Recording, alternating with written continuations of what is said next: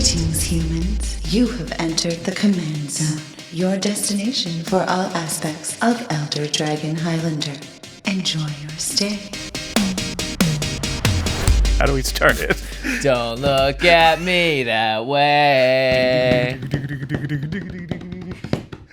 It was an honest mistake. Don't look at me that way. It was an honest mistake. An honest mistake. Yank. What's up, everybody? You are listening / watching the Command Zone podcast. I'm your host, Jimmy Watt. Why do we do this to ourselves? You know, we used to write music on YouTube, and this is now where that legacy is gone. This is it. Worth it. Totally worth it.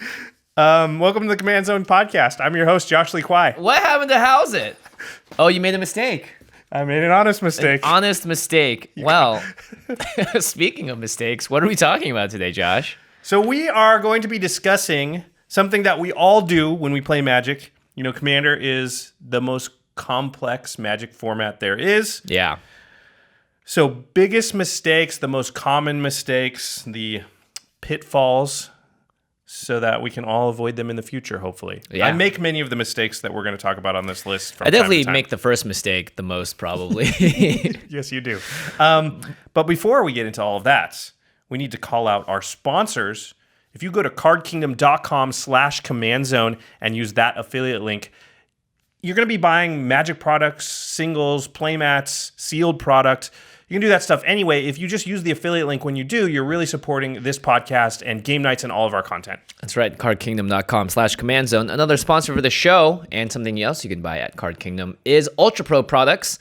As you can tell, we're always surrounded by Ultra Pro products. We use them on all of our game nights shoots. They make, obviously, the best playmats in the business. They're always up to date with every single set. So any LGS that you go to or our affiliate link at Card Kingdom, you buy some Ultra Pro products, you are also supporting the show. And the final way to support all of our content is directly through patreon.com/commandzone. In fact, we call out one lucky patron every single episode. Yeah. And this episode is dedicated to Nathan Ritterson. Nathan, you rock. Yeah. We also have a very special message here, something exciting that's coming up. It is available only to patrons. Mm-hmm. We've been asked about this a ton. Probably more than anything else on the show's history. So you people that skipped all of our little sponsorship stuff, you're not going to even know about this, and you're going to be really disappointed because... Who clicked the time code in the comments? You missed it. We are giving away something really big on our 200th episode of this show. We are going to give away a guest appearance on game nights. Dun, dun, dun, dun, dun. That's means right. You could be on the show. That's right. But you have to be a patron, of course.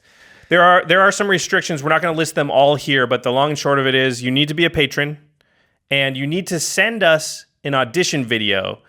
So because the show is seen by so many people, we're not just going to randomly choose. We're going to choose from the patrons that enter. And the way that you send us the video is you make something that's 3 minutes long, and it's talking about what commander deck you would like to play on game nights and why. Mm-hmm. It has to be 3 minutes or less. If it's 3 minutes and 1 second, you're disqualified. We just don't have time to go through thousands of entries of people rambling for 4 and 5 and 10 minutes. So it's 3 minutes in length.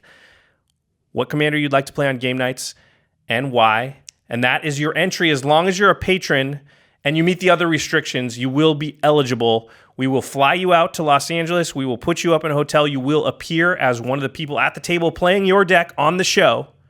Everything you've wanted, everything you've asked about. Again, we'll be announcing the winners in episode 200, so you have a few weeks to enter. Mm-hmm. There are some further restrictions. You have to be 18 years or older. There's some legal stuff. We will have the link to that stuff in the show notes, so make sure you check that out before you enter. We'll also be tweeting out a link that's going to get you to a landing page that'll detail all of the stuff so that if you have any questions, don't send it to us. Just go to that link instead. And yeah, we are announcing this on the 200th episode, which should land in March, but that means that you have to get your entries in before we record that episode, so like a week before that. But again, this will all be in that link, in the show notes and everything else, all the descriptions, everything you need to know. But very exciting. You could be on game nights. You could be sitting across from Jimmy and I and a currently unnamed guest. Well, probably next to us. We never sit next to each other. True. You'll be sitting next to one of us and across from the other one and across from some other guest. We're not sure who yet. yeah, very exciting. Can't wait to see all your entries. Again, 3 minutes, no longer. Don't Can be stretch less. it out. Can Don't be do less, it. but not Can longer. be less, yeah. Okay, let's move on to our main topic, which is the 10 biggest mistakes Commander players make. I want to say at the start, we all make mistakes. It's nothing to be ashamed of.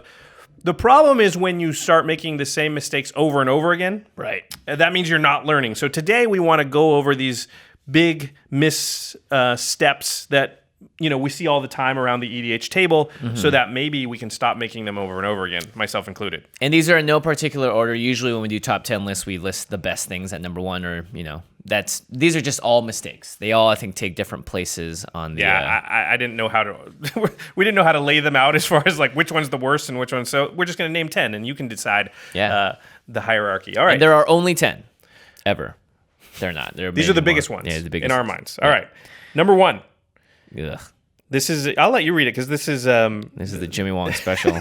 You do. I do this sometimes. You do it a little bit more than I do, I think. See, my mistake is when I do it on game nights. All right, this is number 1, keeping sketchy hands. So it's very, very basic. You made a big mistake. The worst way to start off the game of Magic the Gathering was by keeping a hand that was not good or had way too much risk in it. So, well, I think it's even exacerbated in Commander and EDH as compared to other formats, because if you do that in Limited or Standard or Modern, the game might be over in like 5 turns. Yeah, it's the agony is not stretched out like it is in Commander. You could be sitting there for 90 minutes or an hour, because that's how long games can take. Yeah. Where you stumbled on mana, never drew your third land, till turn 6 or 7, and you just don't have a chance to win those games, and it's not very much fun. Yeah. So in Limited, you can sort of take a little more risk, because if it doesn't work well, you can move on to game 2 and try again. Mm-hmm. Yeah. But you still shouldn't keep a sketchy hand in Limited unless you have very good reason to. I mean, there are times, I think, in Limited where like you've got a 2-land opener, you need to get lucky, but going down to 6, you lose 20% chance to win that game. Right. So, or you're aggro, you have 2 drops in your hand, you only have 2 lands, you don't need to draw that third land necessarily. There's lots of different reasons why you might keep a sketchier hand. But let's talk about what a good opening hand looks like. And I would say the perfect opening hand, out of 7 cards, 3 of them are lands, 1 of them is a ramp card, 1 of them draws you cards, and then the other 2 just do things your deck wants to do. Yeah, I definitely want ramp and I want card draw. And of the 2, I actually think I'd prefer card draw. Yeah, I agree. Because that can draw you into the ramp or other things you want. Mm-hmm. So I'll mulligan the first hand no matter what if there's not a single piece of card draw in it.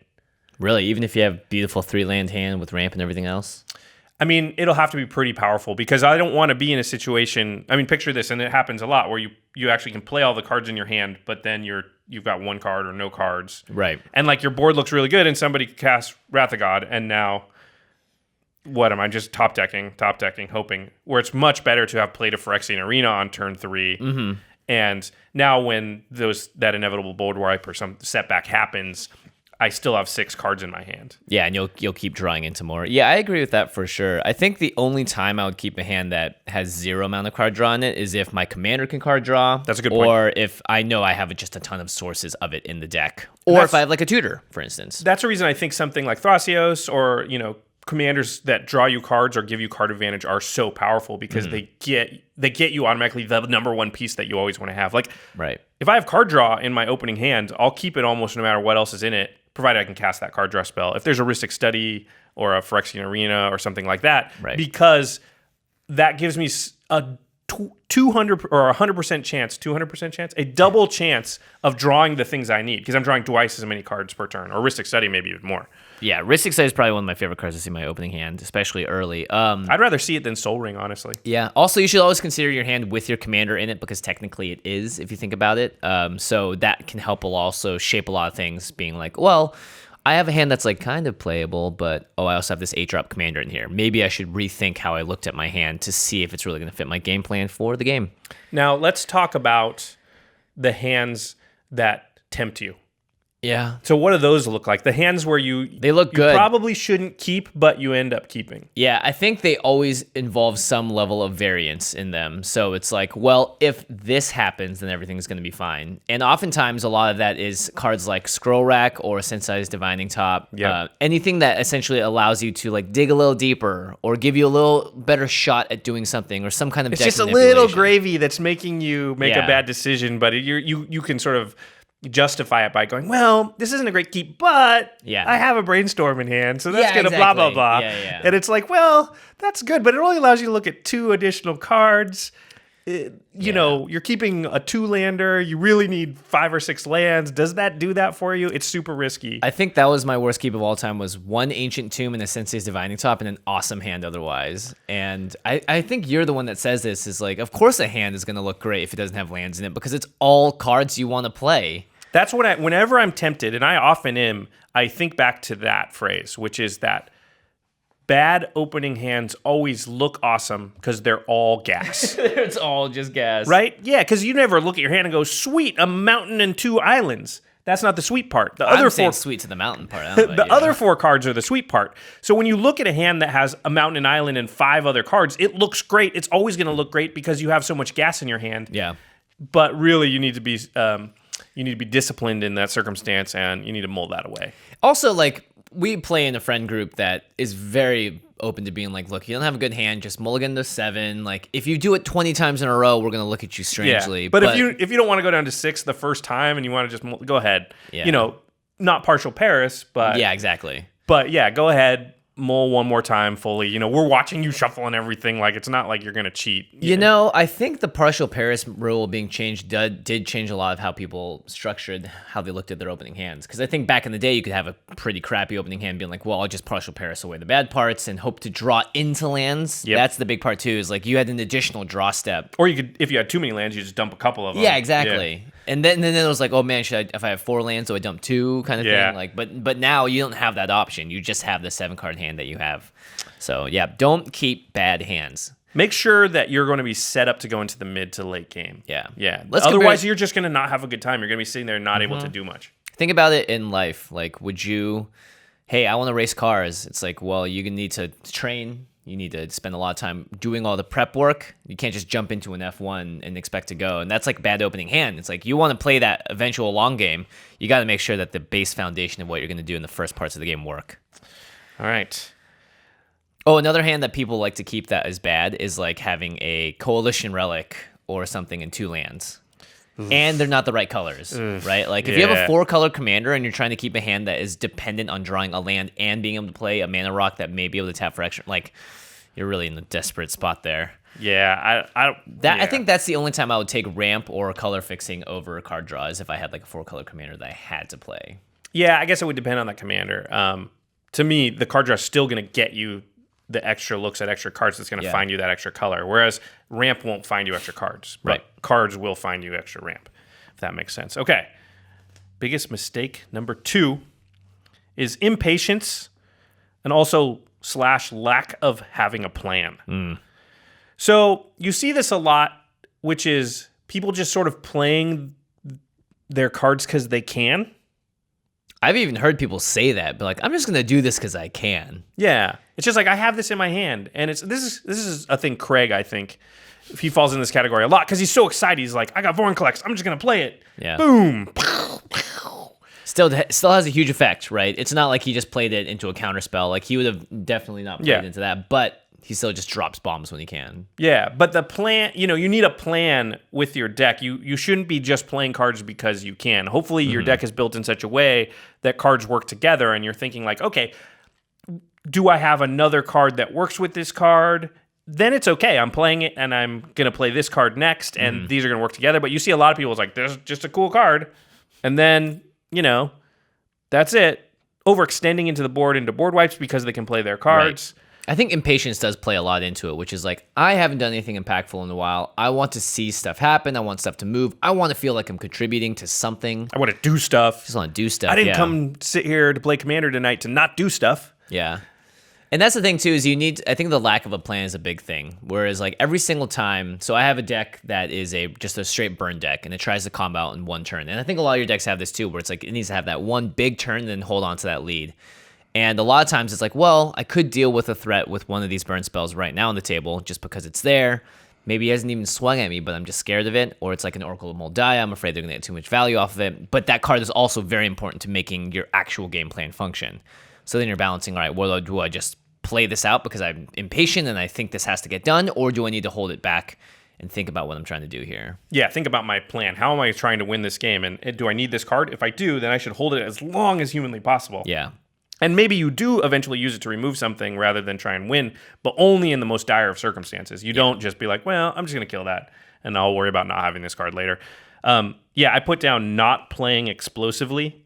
I do believe, and I've said this before on the show, that most games of Commander end by somebody playing, and I'm not a combo, not like an infinite combo, but a sequence of 2 to 3, maybe 4 cards in a row on the same turn, or on the end step and then on their turn, but quickly in succession that add up and are difficult to stop because they were played together. Rarely does a game of Commander end where like I played something, pass turn, comes back to me, untap, play something, pass turn, untap. You know what I mean? Yeah. Have you ever played Tetris 1v1? Well, I've watched you guys play it on that show we did. Right. So you know what happens is that what you're trying to do is you're trying to send blocks over to the other person. And when you score, let's say, a gang of Tetris is 4 in a row. And when you do that, you send a big pile of blocks. And a lot of times people think, oh, the way I'm going to win is just by sending a Tetris, building up, sending another Tetris. But that literally is playing a card on your turn, passing the turn, and waiting to come around because it takes a while to build up the thing to send that block down. The way that if you watch really competitive players do it is that they'll sequence it up so that they'll go bam, bam, bam, bam, and do like 2, 3, 3, 2 So it lines. messes your plan because it like sends you blocks and then you're trying, okay, adjust to that. Send you more blocks. Oh, crap. And they're doing it in quick succession. They're not waiting and giving you time to clear out what you just sent them. So what happens is you'll see it like in a matter of seconds. One player's sending all their blocks down, the other player's board goes like, boop, boop, boop, boop, boop, and it's just way too fast for them to recover from. So that is kind of what you want to be doing with your event. Sequencing. We played the other night, and I was playing my Tim deck, and I had Empress Galena in my hands like the third turn. And that's a very powerful card. We were playing Cassius, and he had a Planeswalkers deck, and because of the new legend rule, Planeswalkers are now legends. And I knew Galena is going to be super powerful in this game because I have a player that's basically just playing legendary permanents. And so my response to this was to hold Galena in my hand for as long as possible. And I know that deck has a lot of effects that let me reuse Galena, untap her, and give her haste. And I just refused to play her the entire game until I could play her and activate her at least twice on the same turn. I was like, I have 1,000-Year Elixir in this deck. I have Anger in this deck. I have Kira's Followers and Fate Stitchers to untap her. I needed a lot of mana. And I waited and just refused to play her. I'll just do anything else because that card, if I do it right, will win me the game. Yeah. And eventually later, I managed to get her out, play her twice, steal 2 Planeswalkers, win the game that way. A lot of people, I think, would just play Galena on like turn 5 or 6. Yeah, and that's actually what I did with my Kumena deck in the last game. That's because I didn't have haste enablers. I had untappers, but I didn't have haste enablers. So it was like, well, I just have to play her out. You're never going to be in a situation where you can play her and activate her on the turn, so there's no reason to wait. Yeah. You just pick a spot where you hope you can untap with her, which is fine. But if you know what your deck has and you have a plan, then, I believe that's the correct way to play Commander almost always, which is to plan for a very explosive turn. Try and keep everything under control, set everything up, and be like, okay, now I'm going to go 1, 2, 3, 4. Yeah. It also means that combo. You're waiting and trying to see what they're doing. Because it's like, I'm just going to play this out, which means that you haven't thought through, oh, maybe that opponent is ready to board white. Like this person hasn't played creature for 4 turns while everyone else has played creatures. They're playing white. They're looking at one card in their hand. Yeah, I'm going to play my cards out. It's like, hold on. So a part of that story with Galena leads into the third biggest mistake. Right. That I think a lot of players make, and that is not knowing your deck. You got to know your deck. I think this happens a lot because we excitedly build new decks and want to put new cards in. Maybe the deck isn't fully synergized yet, and so as a result, you kind of know what's in the deck, but you don't understand how the deck works or its main goal, or you're just testing it out for the first time, and that's when you run into the biggest mistakes. Yeah, and I think it's okay, right? Like, especially early on with a deck you've just built, you haven't played it a lot, you're getting to know the ropes and how it works. That's not a mistake. But I think once you've had the deck for a while, it seems like there's still certain decks, certain people who just never seem to understand their deck. Yeah. And they're like, I go to tutor. And in your brain, you're like, you got to get Skull Clamp. That's the best card in that deck for sure. Or a board wipe, I or know Toxic that Deluge. From playing against it. And they're just like, I don't know. You can tell they can't figure out what to get. You'll hear us often say when we're talking about decks on the show, like, oh, the best card in this deck is X. It's Skull Clamp. It's Surge Spanner. It's blah, blah, blah. Knowing that is really important, right? Yeah. And it's not often the cards you would think, like Surge Spanner, Skull Clamp. Those aren't game-winning cards. But those are the cards in most circumstances you're going to go get because... I disagree. Just kidding. I mean, they're not game winning in the way Insurrection is, right? They're game winning. Right. They're game winning, but they're not what you would say is the best card in a deck when you just look through it. Yeah. But this card just makes everything else in the deck hum, you know? And so knowing those little things, I think, makes your deck and you such a more powerful player because you really understand how your deck works, what pieces it really wants. Yeah. And not just the game winning pieces. Everybody knows, when I got 15 tokens on the board, I go get Craterhoof Behemoth. Yeah. That's not hard to know. What's hard to know is like on turn 4 or 5, there's nothing really super scary out. Right. What should I be doing? What should I want to be doing? If I do something huge, everyone's going to turn around and kill me. If I do something not impactful enough, I'm going to fall behind in the game. What's the play I can make that's like the best card in my deck? I can go get Skull Clamp. That's going to just set me up. And it's not going to be maybe right now or all the time super threatening to my opponents. A lot of times too, when you tutor early, it's knowing what card in your deck maybe is the most flexible. So it's like, okay, I'm playing against a lot of indestructible creatures or whatever. Do I get Toxic Deluge? Or do I get like a Damnation right now? Or do I even need to tutor right now? That's the thing too. It's like your deck may have a ton of draw engines in it, and you tutoring super early actually might be a waste of a really good tutor because you may draw into it given how much your deck draws cards or whatever. Well, you're taking something flexible and then you're nailing it down to something inflexible. If once you've tutored for the thing, your options are diminished. Whereas if you wait, now I found out I need Cyclonic Rift, I'll go get it. Yeah. All right. Number 4. Yes. And this happens quite a lot, oftentimes because we just want to play the game for fun, maybe because we're playing with the lack of a plan, maybe because we don't know our deck. It's easy to get lost throughout the game, too, and not even realize you've done this. Right. And it's angering multiple players / not doing the right political thing. Basically, setting yourself up for failure by attacking other players early, not making the right deals, backstabbing someone, going back on a promise. Even sometimes, to the last point, not tutoring up the right card in the right scenario. Like, hey, this person's about to go infinite. Can anyone stop it? You're like, no. He's like, no, actually, your deck can stop it. You just have to do X, Y, and Z. So, like, lots of different things can anger multiple players.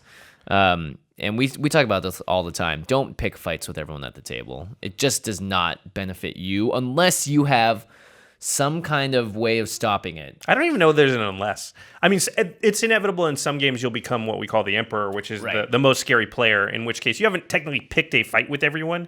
You've just put yourself in such a dominating position that they naturally are turning and all teaming up against you. But this is more about the person who's like, on turn 1, I sort of attack you, or not turn 1. On turn 3 or 4, I attack you, and then later, you play something, I destroy it, and then later, player number 4, I do something against you, and now it's just like each player has a little bit of a grudge against you, right? Because you didn't concentrate your efforts at any one person, you just sort of willy-nilly were like slap you, spit in your face, step on your toe. Yeah. Or if you're like playing the police of the table, right? Yeah. Like, my deck has all the removal for it, so it's kind of on me to remove the stuff. It's like, well, not really. You're just not going to win those games because they're just sort of naturally inclined, unless something major happens, you're sort of become the default target. And, especially if you're playing like an aggro deck or a deck that's like, what is it that Craig's famous quote, you got to be like the junkyard dog. Yeah, junkyard dog. Latch. If you're playing an aggro or infect deck and you start attacking someone, you got to latch on and just until they're knocked out. Yeah. I think a lot of what happens too is when you're in a game and you make so many small decisions all the time, like, I'm going to do this thing, it might benefit one person.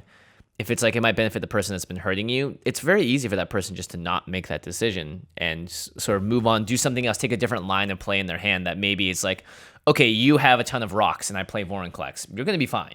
Right? Or if it's like, this person's been angering me, I'm not going to play Vorinclex, I'm going to play this thing to destroy all the rocks instead. Everyone is going to have a ton of decision points, and the less goodwill you have with other players, the more they're going to think about not helping you. Or just little moments that you don't even know they really made that decision. Yeah. They're just like, well, this is going to hurt him a little, but do I care? No, I don't, because of this thing earlier. Yeah, exactly. Whereas if he didn't do something to me, I might be like, well, I'm not going to anger them. Yeah. Or if you position yourself like, hey, this person is playing this card like a Howling Mine or whatever, and it's helping everyone out, but it's really helping me out. Like, I don't want to actually hurt this player. I don't want them to go out. But if they've been angering you the whole game, or if they've been doing stuff that is against you, then it's like, well, I don't. All bets are off. I don't really care about you anymore. Yeah, and I think it's important to remember this isn't just attacking. It's removing things. It's taking other actions. Table talk too. Yeah, table talk as well. So on to number 5. Number 5 is sort of inversely related to number one, right? It's not angering multiple players. It's angering the wrong player. Me. Actually, Josh. Don't anger Josh. Very often you don't want to poke the bear. There's so many times where we'll be at a table and someone will be like, well, he's the biggest threat. And you're like, yeah, I know. But I definitely do not want to make that person angry. Yeah, like it's not my, like right now it's all hail the king, you know? Yeah, like, exactly. Hey. I'm bowing. Yes, my liege. Yes. What do you want me to do? I'm still plotting behind his back to someday, hopefully. We're all Littlefinger. Yeah, bring him down. But right now, straight up confrontation face to face with that player is a bad idea. And people do this all the time, though, I feel like. Just because it's like, well, someone's got to stand up. Yeah. Yeah, someone's got to stop him. Someone's like, yep, and I hope it's you and not it's me. you. Yeah, exactly. Or if I hope I'm the one that has to do it, it's a way that unilaterally fixes a lot of things. Like, the only time I want to anger the best player, the strongest player at the table, is if it's one that even the best player has to go like, well, I guess you're right. Like, those are the situations you want to get in. I want to team up with somebody to do it. So even if I know I have to destroy a thing, I want to team up with another one of the players at the table. Yeah. And get them to do something too. So at least the anger of the person is spread out. Right. Because I just definitely don't want to draw the ire of the most powerful player at the table by myself. Yeah, sometimes even the wrong player to poke isn't necessarily the best player. They're just the one that also doesn't understand how to appropriately, get back at someone, or they take way too large of an action in response to something you've done. Like, that could also be the wrong bear to poke. You have to know that's going to be the response and be ready for it. Yeah. Yeah. Yeah, because, like, for instance, I just want to attack Josh sometimes because I know, like, well, Josh might just bring up something from the past that I don't even remember, but it may just come into play, and then too little too late, I've done something that's angered him in a way that I didn't realize offended his whole, like, lineage of... You've offended my lineage? My family, yeah. A good example of this is in the most recent game nights, Craig destroys my Vidalcan Orrery, and I'm just like, well, I'm just attacking you, Craig. Like, the next, and it had an effect on the game because it was enough damage that he was low later. Yeah. And, maybe he can survive another turn or two if not for that stuff. And, yeah, that's just like, well, you did something to me. You will always elicit a response. I'm never going to just like, you destroyed something of mine. I'll just forget it. Yeah, you're always going to get some payback, even if it was correct for you to do it. Well, he died to infect anyway, so it didn't matter. That's a good point. Well, that's the thing, too, is like Craig was at low enough of a life total where part of my plan before I drew Triumph of the Hordes was like, well, maybe I need to kill him first with damage. And then I'll go after Josh. Yeah, that's a good point. I forgot I was Triumph of the Hordes. Well, but that's the thing, is like, because Craig could definitely, I think he felt that, right? He had to like kind of play a little defensively after a second, and Craig does not like that. No, definitely not. I mean, playing defensively? Just trying to get Sakama out again, Okay, number 6. Ooh, yes. This one, I think, happens because we are just very ADD people in general in the social media / internet age, where we just don't pay enough attention to the board. Maybe there's something else distracting us. Maybe we're caught in a side conversation. Maybe we're the kind of table that always looks at their phone. And I think it's easy to, after like game 3 or game 2, to very quickly start becoming much worse Magic players because there's just a lot to take in. Or when you keep those sketchy opening hands and you're really not having an effect on the game, it's really easy to sort of get distracted and you're not really that invested in it. So not paying attention to the board, just not focusing on the game, and then it snowballs on you because you miss things, and because you've missed things, you don't really know what's going on, and because of that, you're even more detached. And before you know it, you're just like, wait, what's happening? Am I still alive? This can happen a lot too. I've seen this when it's you and I playing on the same table and 2 other players, and me, I'm like laser focused on what you're doing because I know exactly what your goal of your deck is, and I'm like, guys, this is happening. He probably has this in his hand. Don't forget, this can happen out of nowhere. But it's not that they're not even paying attention to the board. They just don't know enough about what's potentially happening, and they're worried about their stuff, maybe their other opponent's stuff, to not understand, oh, okay, that's what's really happening on the board. Because there's a lot of hidden information, too, that people can't pick up on a lot of times. Yeah, and I want to separate this from people who don't know all the cards. That's totally fine if you're new to the game or you just haven't played a ton, or there's cards out that you don't understand how they work or what they are. You've never seen them before. We've all been in that position. That's totally fine. Because I'm constantly going, wait, what is that? Yeah. But I take the card, I read it, I sort of get an idea, okay, that's there. I know that exists. It's different than the person who's like not really paying attention and they're like, oh, wait, you did what last turn? Right. They cast like 3 things. Come on. Yeah, and then it's like, oh, I would have done this in response too. And it's like, oh, we're in for some trouble. Yeah, I mean, okay, fine, take it back. But man, could you please pay attention? Try and pay attention, like because we're all trying to play here. And it also leads you to play mistakes. Right. For sure. So you wrote down something really good here too, which is it's okay to ask questions. And I think that's actually a big part of table talk and politicking as well, is like after you ask the basic questions of like, what does that card do again? It becomes do we need to do something about that card? You know, like, or like asking other people's advice and putting the pressure and onus on them to say like, yeah, we need to get rid of that or get rid of him or get rid of her immediately. You know, in our group, there's a question that gets asked quite a bit, where somebody will be like, okay, is there anything on the table that I need to be worried about? Yeah. Because they're like, I've paid attention, but I may not see something you see. So I'm inviting you to sort of help me threat assess here. Yeah. And that, I think, is one of the best parts about Commander, is that it is, you know, we're everyone's teammates and enemies at the same time. So. Yep. All right, number 7. This is sort of the biggest complaint we hear, I'd say, people bring up. We've made with these entire discussions. episodes about this. Yeah. So the number 7 biggest mistake that Commander players make is improper threat assessment. Yeah. This is a complicated one, so we're not going to go super in depth on this topic. Like you said, we've done a couple of episodes on this I idea. think it's just called threat assessment is one of the episodes. So if you want to check that out, please go look for it. There's a lot of things to remember. It's that I put here, what's bad for someone else isn't necessarily bad for you. Mm-hmm. You know, I think what we get caught up in this, people going, and this is something we just hear constantly, which is like, oh, my playgroup, they're just so bad at threat assessment. They just blah, blah, blah. They let this thing here and that there. And it's like, yeah, because you're looking at it from your perspective. Right. But if I look at it from Jimmy's seat, he might not be as scared of aura shards as I am because he doesn't have a lot of equipment or artifacts and enchantments in his deck. And that's not a big problem to him, so he doesn't see it as a threat. Whereas you're going, we need to destroy that. And he's like, I don't care about that. It's kind of nice. I like it. Yeah. Now, sometimes you're like, it's food chain. We're just all going to lose. Yeah. And in those cases, when people don't understand, like, I need to get rid of a combo piece or something like that. Sure, I think that is a mistake a lot of times, where it's like, but again, we're all playing this game of chicken in some ways, where it's like, can I wait? How long can I wait? Because it's like a race where I'm trying to get to my win condition before you do. And sometimes I have to stop and knock you down, but that also costs me something. And everyone else starts climbing. Yeah, and by doing that, did I get ahead or did I get behind? And so sometimes I just need to risk it. Yeah. And allow your thing to be there because I can maybe outrace it with my, big explosive turn. Yeah, I think that is true. Like something like food chain comes down, I think people have to realize, okay, this has to go for various reasons, or we have to have a plan to stop the person next chance they get to use it or whatever. But yeah, the not necessarily bad for you is a big thing, because I'll find myself complaining about something on the table and everyone's just kind of like, one person smirking because it's actually helping them. The other person just doesn't care because they're like at 2 life and they just want to live. And at that point, it's not that you even have bad and proper threat assessment. It's just that you maybe could have made better decisions before this all went down to stop you from getting in this part where now, because of one card your opponent played, you're just shut out of the game. Yeah, a lot of times, that's a really good point, right? A lot of times I think you're losing the game and you're looking at this card, this moment that they played, but you actually are in that position because you allowed some value engine to stick around for too long. Right. It was inevitable they were going to come up with some sort of threat because they had so many cards, right? Yeah. And they were going to get there before you because they had a value engine of some kind right. going. So that can be a problem where like you're looking at the wrong point as the problem, and really it was back 3 or 4 turns. Well, I mean, improper threat assessment could also be as simple as not blocking the right creature.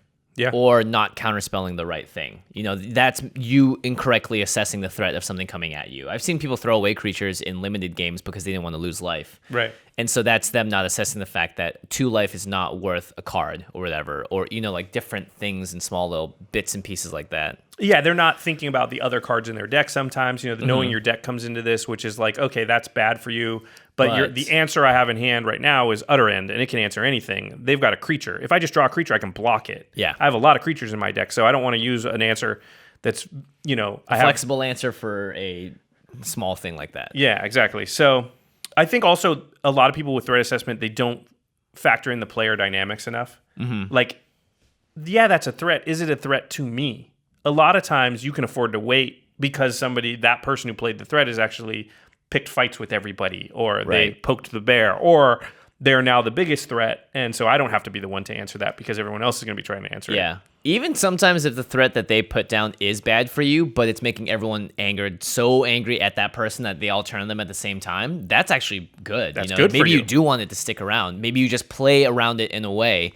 I think threat assessment goes it's such a broad-ranging topic. It's whether or not you point out something at the table for everyone else to hear, or it's you deciding to not play a certain card out of your hand. This happens so many times where someone will have something like an Aura Shard's out, and then someone's like, Mirari's Wake. It's like, what are you? You're giving them the juiciest target. It's like they went hunting, and then you're just a magnificent elk that just was like, well, I'm just going to reveal myself and stand right in front of you. Yeah. A magnificent Elmer is what I meant to say. Yeah. What are you doing? Yeah. So I think a lot of times it's based on what you have in your hand. It's based on what you think other people are going to do in response to the threat. There's a lot of assessing that happens here, and it's not just, oh, that card's bad, everyone should know.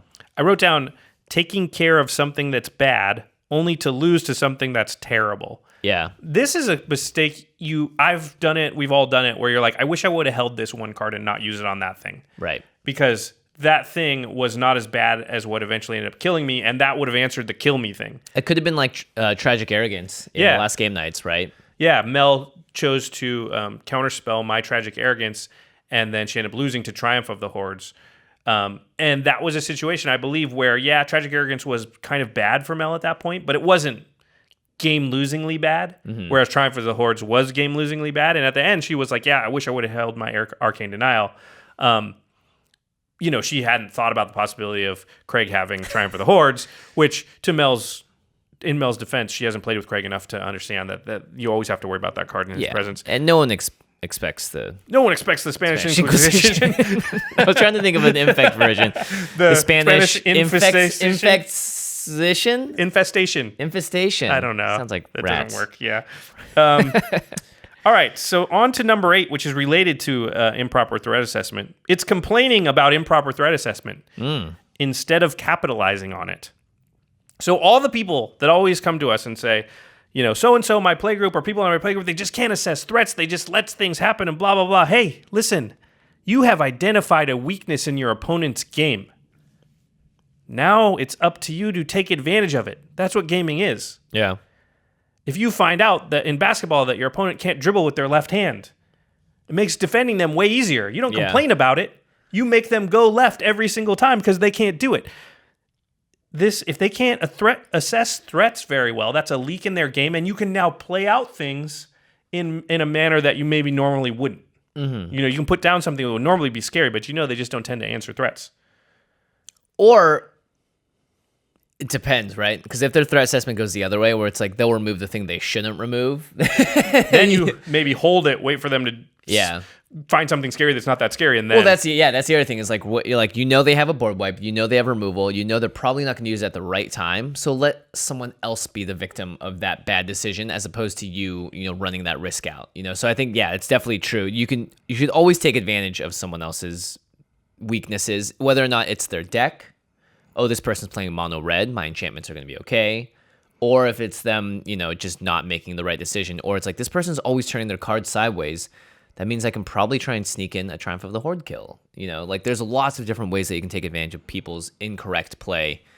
But I think complaining about it is actually the wrong. You should be like, oh, sweet, they don't know about threat. Yeah. Their threat system is not good. Now, how do I tailor my play now to take advantage of that? I think that's one of the fastest ways, too, if you want a better play group to make people improve, is by capitalizing on someone's weaknesses. But I don't think bickering and talking about it and complaining on Twitter is going to actually make them better at threat assessment. It ain't going to make your life and happier. It's really hard to also just tell someone to do something better or teach them without them figuring it out for themselves. And that's the same for me. It's the same for, I think, everyone on the planet.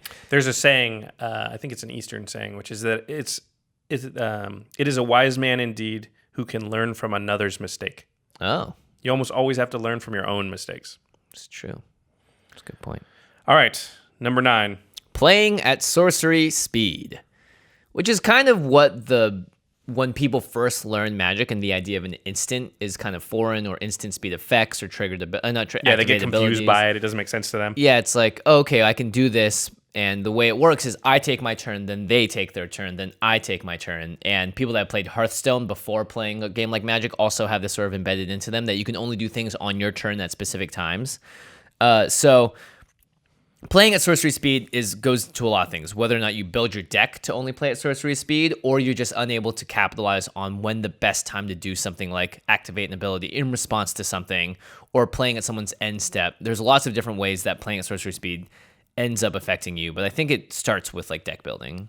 Yeah, it's a deck building thing, but I also think in the game there are various points where, and I like to think of this around turn like 7, 8, 9, where, maybe more like 8, 9, 10, where winning of the game can start to happen, right? In normal non-competitive playgroups. In competitive, it's way earlier, but where you're looking around and it's like, okay, with the right sequence of events, somebody could win the game or basically win the game on any of these turns. There's just enough mana and things in play. And so under those circumstances, it's really incumbent upon you to play in the most flexible manner possible, because you could be the person winning the game, but you also want to leave yourself open with no way to respond if somebody's about to win. And you need to, have your answers or the things you can do ready. And that's one of the reasons we love Vidalcan Orrery. We talk about it all the time, but I think there's just so many times when it's like, yeah, I could play this Vorinclex or whatever, but I'd rather play a 5-drop, hold a few mana open, and be able to just have one removal spell in case something I don't see is about to happen, and I can stop it and therefore live an entire turn. And that really does affect deck building too, because a lot of times I found myself when my less well-built decks where I'm like, well, I have 5 cards in my hand. I can only play one of them right now. I don't have the ability to play one and hold mana up. Yeah. Or if I want to hold a counter spell or a removal spell or something to interact with someone at instant speed, I have to just literally pass the turn. And then you get hammered in by a bunch of people hitting you with different stuff. You don't have any sort of board presence. And so as a result, you really do lock yourself down to only playing at sorcery speed, or sometimes only being able to play one thing at instant speed. So I think having that flexibility is really big too. I mean, maybe that's sort of like a hybrid number 9, which is be able to be more flexible through game plans so that you have the choice to play at instant speed when you need to, and the things you play at sorcery speed are going to let you do that. Yeah, I don't actually think it's a literal sorcery speed as far as like only casting things. It's playing that way. It's playing in a manner that leaves yourself the most flexible with the most amount of decisions at the most amount of times. So whatever you've got in your hand and out on the board at the moment, I like to maximize my ability to respond over my ability to sort of even develop my board or anything. A lot of times you'll see me like, okay, I play something small or nothing at all and just say go, because I really am like, I just want as much information as possible. I want to know, are you going to attack me? Well, I don't want to guess. I want to actually see you go to attack me, and then I'll respond. Because if you don't, then I don't have to use the thing or blah, blah, that kind of philosophy over which cards you play and, all kinds of things. Yeah. All right, number 10, the last of the top 10 biggest mistakes Commander players make is no politics. People who don't play politics. This is a game for fun. Just leave the politics for Thanksgiving dinner with the family. I just don't play politics in EDH. I just refuse to do it. I hate EDH because of all the politicking. Here's the thing. You're in a game. There are more than 2 people. So there's social dynamics. You can say you're not playing politics. All that means is you're losing at politics, right? It's inevitable. But it's like some quote like, by not playing the game, you've lost the game. Yeah. And I want to say that politics is not just speaking, because we tend to think of politics as the things you say and like, pointing out other things or trying to get other people to attack each other. But it's also what you do, how you do it, and when you do it. Actions are part of politics. The things you choose to take out, explaining why might be part of it, because that's talking. But you can be political without being extremely vocal. Yeah, and also I think when people hear the word politics, they see it as this very like big and divisive thing, when politics could be as easy as like, all right, I'm going to ping this guy and you're going to take 1 damage right now because you did something to me earlier. Or like, I'm going to get rid of this one problematic creature, but we can all agree that it has to, like very smaller, much smaller things can be political. It doesn't need to be like all right, well, I'm going to try and kill you right now. And if you don't, it's because, it's like, I think it doesn't have to be like, you absolutely should try and get rid of this thing. Cast your card on that thing. Like, Swords of Plowshare is his thing. Come on, man. Right like, now, that's going to kill us. Yeah. That's what people think of as politics. But politics can also be just being aware of the little dynamics. We said earlier, you can anger multiple players without even really knowing it. Because on turn 2, you did something small. Turn 4, you did something. There's a lot of time in between turns. Turn 6, you did something. And you don't even know that in every player's head, they're like, well, if I get a chance, I'm going to get that person back for that. Yeah. But somebody watching could know that and be like, they're all going to be a little upset with Josh because he's been, sort of taking little bite-sized pieces out of different players. And so I know that. And now I don't have to talk or do anything. I'm just aware there are politics happening, and I can take advantage of it in my plays by knowing the dynamic that's going on at the table. Yeah. EDH is such a complex game, and having 4 players, either you're all best friends or you've just met in LGS, there's so many different layers to how you can play the game and how people play it incorrectly. Politicking has to be one of the most defining characteristics of the game, and if you are just not interested at all in contributing to it or even learning how to be better at it, then Commander might not be the format for you, honestly. I mean, if you enjoy a multiplayer game in any kind of board game, there is always a level of politics involved.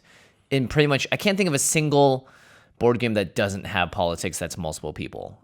Because at the end of the day, even asking someone advice on how to do something, or pointing out someone that's winning faster than everyone else and they should all do something about it, like that's all layers of politics. I think we just need to expand our definition of the word so it involves everything from the very minute to the biggest proclamations. Yeah, and I also think like a lot of people need to redefine what politics are to make it palatable for them. Yeah. It's not just lobbying for things to happen. A lot of it is just paying attention, knowing what the landscape is like socially, and then taking advantage of that. And can often say very little and still be involved in the politics because you understand all the undercurrents of things that are going on. And a little can go a long way too. It can just be like I destroyed that thing, and I'm like, I'm a graveyard deck. It's a Death Rite Shaman. I had to do that. Yeah. I mean, in politics, too, I think if you start re-altering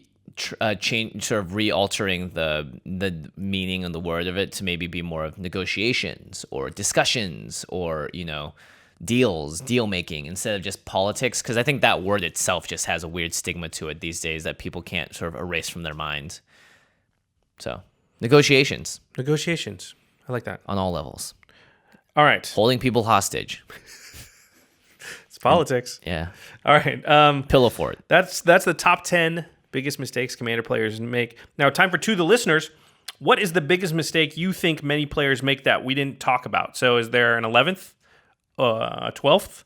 It's probably plenty. Are there any particular mistakes that you yourself, the listener, makes that you need to fix? Like keeping sketchy opening hands. And how did you fix it too? Yeah. Right? Is it like, hey, I decided to start just being more vocal in general around, board games and stuff, and I've learned I picked up on different things. Was it, I took a class in debate at college, We hear from a lot of people that just listening to our politics episodes sort of gave them a jumping off point where they could start to sort of try out the politics, try some of the things we talk about. And just by doing that, it sort of erased the stigma, got them used to it. It's just like anything. If you practice it, you're going to become a little better at it. Yeah. It's just having the willingness to sort of dip your toe in the water and give it a shot. And we've had a lot of people go like, you know what? After your X-Politics episode, our play group all decided to embrace it. And now we have a ton of fun playing. Because our group loves the politics, and we actually see it as one of the fun parts. And even in the midst of like these little arguments, we'll like look at each other and laugh because it's like, oh god, we're lobbying so hard. I can't believe we got this far. And being able to separate the game from real life too is a big deal. Yeah. Just making sure that you don't take a grudge or a gripe into real life, because it's you're playing with pieces of cardboard. Some of them are shinier than others. And if you want to buy the really, really shiny ones, like Azor's Gateway, I just picked up a couple because that card is ridiculous. Nice. Go to cardkingdom.com/commandzone. Use that affiliate link, and you'll be supporting game nights, supporting this podcast, and all of our content, and we really do appreciate it. Yep, and as well, Ultra Pro, always a sponsor of the show, and game nights as well. Very easy to pick up their products. They are located everywhere in the world, essentially. You can definitely find them at your local gaming store, as well as cardkingdom.com/commandzone. So thank you to both of our sponsors, as always, for being a part of the show. Okay, now it's time for the end step, where we talk about something cool outside the world of Magic. This one's cool. So earlier, not this year, we're in 2018, but at the end of 2017, my co-host Ashley Adams, she hosts the cooking show with me, Feast of Fiction. She had a baby, baby boy, Sawyer. Ashley. Yeah, very big congratulations. She had been, pregnancy is crazy. I mean, she created a child. She created a child. It was 9 months of her. It was really interesting because I've known Ashley. Oh yeah, you got to see her through the entire thing, and she let me know really early on, so I knew as well. And I didn't realize this, but I kind of realized it, right? That the body is obviously going through major changes to push out a baby, a full-on sized miniature human in 9 months. It's insane. But it comes with a whole suite of emotions, of weird cravings, of mood swings, and restless nights. morning sickness, all sorts of crazy stuff. I didn't realize just how impactful it was on someone. And I, you know, Ashley and There's I a lot of dads out there like going like, oh man, Jimmy. Yeah. Nodding their heads. Yeah. And so Ashley, of course, because we talk all the time, I got to hear a lot of it firsthand. So, you know, I think big props goes to everyone that has ever had to endure a pregnancy. But, you know, it was crazy because the moment the child came out, and I kind of had this in my mind, it's like, oh, it's the movie thing, right? It's when it happens and you see it for the first time, you hear these stories, everyone's perspective changes, and then all of a sudden it's the greatest thing in the world. That exactly happened. Oh, yeah. And it was just like, I'm so glad that after 9 months of this turmoil that it did end up in something very positive and happy and fulfilling for Ashley. So big congratulations to her. Congrats, Ashley. Now, Sawyer is the name of the little boy. Are they like fans of the show Lost or something? I don't know if I would name my kid Sawyer after watching that show, honestly. I was just curious. Who's your favorite character on Lost? Oh, I think it was, what's her name? Evangeline Lilly's character. Kate? Kate, yeah. I like Kate a lot, too. I thought she had them. For one, she was the whole show. Full disclosure, I only really watched like the first 3 seasons before I realized they didn't know where they were going, and I got bored with it. And so I think later on the show she got like less, but in the first 2 seasons she was awesome. Yeah, you know, it's funny because the best characters got better in the later seasons because they're like, well, I guess we can just focus on character development. So, all right, I like the dog. 2 end steps. You got Lost in there also. Yeah, right. Yeah, don't go watch it if you haven't seen it. It's a waste of time. You can watch the first season and be happy. I think the second season is actually pretty good, or at least the first half of the second season. Yeah, you can watch the first 2 seasons, but then you realize they don't know where they're going. Yeah, they don't actually answer the creators the of the show. They never answer any of the real questions in the show. They just do this thing where they give you more mystery boxes to open. Blech.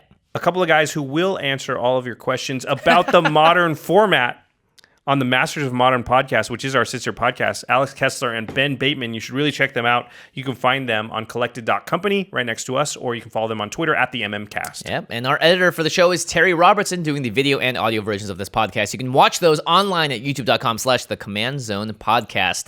I highly suggest you do it because that's where you can also find our Game Nights episodes that Terry also contributes to, as well as our lead background animator. I don't know even what to call Geoffrey. He's a jack of all trades. He's just the Magic the Gathering animator. Yeah. He's the animator, yeah. And you can find him at Living Cards MTG on Twitter. He does the intro and outro graphics for the video versions of this podcast. Oh, Geoffrey was just on the Kitchen Table Magic podcast KTM that we have both been on. Yeah, with Sam. Very interesting to learn about Geoffrey's process. I mean, I knew a lot about it, obviously. We've both been on it now. Sam does a great job. The whole time I podcasted with him, I was like, man, he researched everything. He knows every detail of my career so far, and it was great to be able to talk about it in that sort of in-depth way. So yeah, highly recommend the Kitchen Table Magic podcast. Okay. Yeah, 3 end steps. 3 end steps. Well, that one was definitely in the world of Magic. But the extra 2 end steps are free, everybody. We won't charge you this week. All right. Thanks for listening. And we will see you next time. Peace.